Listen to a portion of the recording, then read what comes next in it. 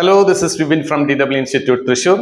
ഞാനിന്ന് ഗിയോത്തയുടെ art swipe പ്രൂഫിംഗിൽ tile സ്വൈയില് പലരും ഞാൻ പറഞ്ഞു കേട്ടിട്ടുണ്ട്, പല സ്റ്റുഡൻസും പറഞ്ഞു കേട്ടിട്ടുണ്ട് ഇഷ് ഹാബ് ഐൻ തേമ സംതിങ് ബെക്കൊമൻ എന്ന് പറഞ്ഞിട്ട്. അത് തേമയല്ല.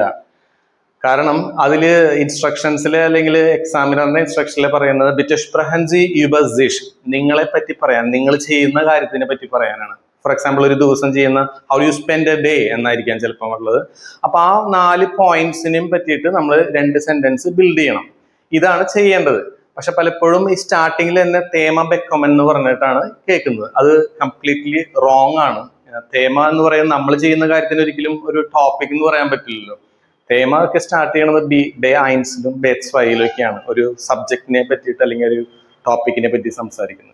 അപ്പൊ ഇങ്ങനെ നിങ്ങൾ സ്റ്റാർട്ട് ചെയ്യുന്നുണ്ടെങ്കിൽ ആ തേമ എന്ന് പറയുകയാണെങ്കിൽ അത് റോങ് ആണ്. അതൊന്ന് അവോയ്ഡ് ചെയ്യാം.